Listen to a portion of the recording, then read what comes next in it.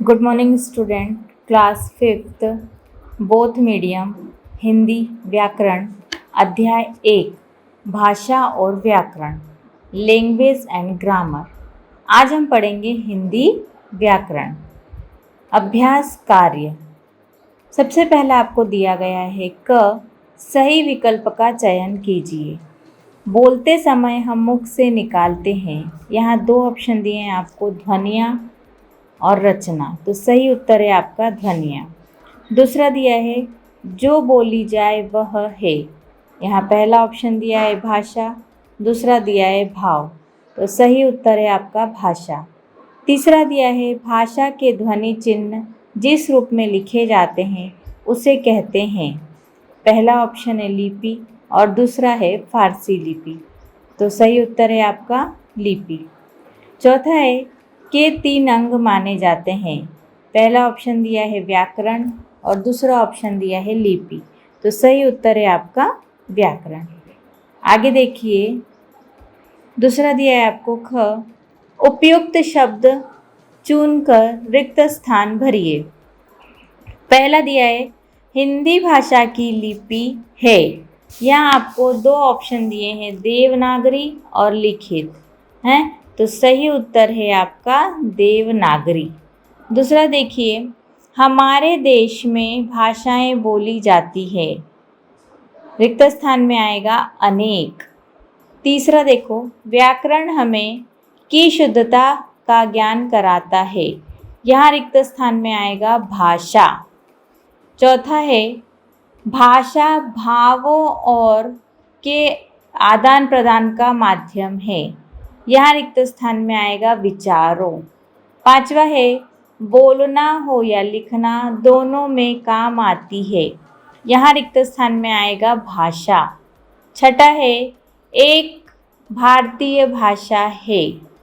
यहाँ रिक्त स्थान में आएगा अंग्रेजी। सातवां है हम भाषा में बोलते हैं। यहाँ रिक्त स्थान में आएगा देवनागरी। आठवां है रेडियो की भाषा होती है। यहाँ रिक्त स्थान में आएगा मौखिक। रेडियो में हम आवाज़ जो सुनते हैं वो क्या होती है, कौन सी भाषा होती है? मौखिक भाषा। आगे देखिए, ग दिया गया है आपको, बताइए निम्नलिखित भाषाएं हमारे देश के किन राज्यों में बोली जाती है। यहाँ आपको भाषा का नाम दिया है और आपको किस राज्य में बोली जाती है उन राज्यों के नाम लिखना है। पहला देखिए हिंदी। यहाँ राज्य में आएगा उत्तर प्रदेश और मध्य प्रदेश। दूसरा है मराठी, महाराष्ट्र। तीसरा देखिए गुजराती, गुजरात में बोली जाती है। फिर है बंगला, पश्चिम बंगाल में बोली जाती है। पांचवा है मलयालम, केरल, केरल में मलयालम बोली जाती है। छठा है कन्नड़, इसमें आएगा कर्नाटक, कौन से राज्य में बोली जाती है? कर्नाटक। सातवां है तमिल, ये बोली जाती है तमिलनाडु राज्य में। आठवां दिया है आपको कश्मीरी, कश्मीरी बोली जाती है कश्मीर में। आगे देखिए, नवा दिया है पंजाबी, पंजाबी बोली जाती है पंजाब में। आखिरी दिया है तेलुगु, तेलुगु बोली जाती है आंध्र प्रदेश में। अगला देखिए, घ निम्नलिखित वाक्यों को शुद्ध करके लिखिए। शुद्ध करके लिखना मतलब ये गलत दिए गए हैं, आपको इसको सुधार कर लिखना है। सूरज है निकलता में पूरब, हम ऐसा पढ़ते हैं क्या? ऐसा बोलते हैं? नहीं, है ना। इसका शुद्ध रूप क्या होगा? सूरज पूरब से निकलता है। दूसरा दिया है छिपता में है सूरज पश्चिम, इसका सही रूप या शुद्ध रूप होगा सूरज पश्चिम में छिपता है। हम कहते हैं ना सूर्य पूर्व से उदय होता है और पश्चिम में अस्त होता है। आगे देखिए, तीसरा दिया है रवि ने दूध खाया। दूध कभी खाया नहीं जाता, तरल पदार्थ है तो क्या होता है? पिया जाता है। तो शुद्ध रूप क्या होगा? रवि ने दूध पिया।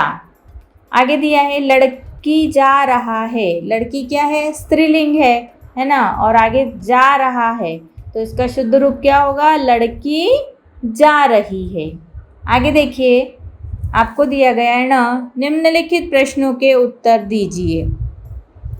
पहला प्रश्न दिया है आपको, भाषा किसे कहते हैं? उत्तर है, भाषा वह साधन है जिसके द्वारा हम अपने विचार बोलकर या लिखकर प्रकट करते हैं। बोलने में और लिखने में ध्वनियों, शब्दों और वाक्यों का प्रयोग किया जाता है। आगे देखिए प्रश्न नंबर 2, भाषा के कौन कौन से रूप होते हैं? भाषा 2 रूपों में पाई जाती है, पहला मौखिक भाषा और दूसरा लिखित भाषा। मौखिक भाषा, मुख से जो कुछ बोला और कानों से सुना जाता है वह भाषा का मौखिक रूप होता है, इसे ही मौखिक भाषा कहते हैं। हम जो मुंह से बोलकर बातें करते हैं, एक दूसरे को समझाते हैं, वो क्या होती है? मौखिक भाषा।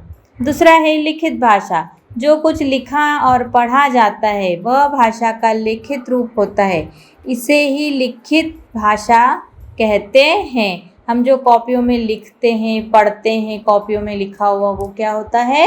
लिखित भाषा का रूप होता है। आगे देखिए प्रश्न नंबर 3 दिया गया है आपको, भाषा का प्रयोग किस कार्य हेतु किया जाता है?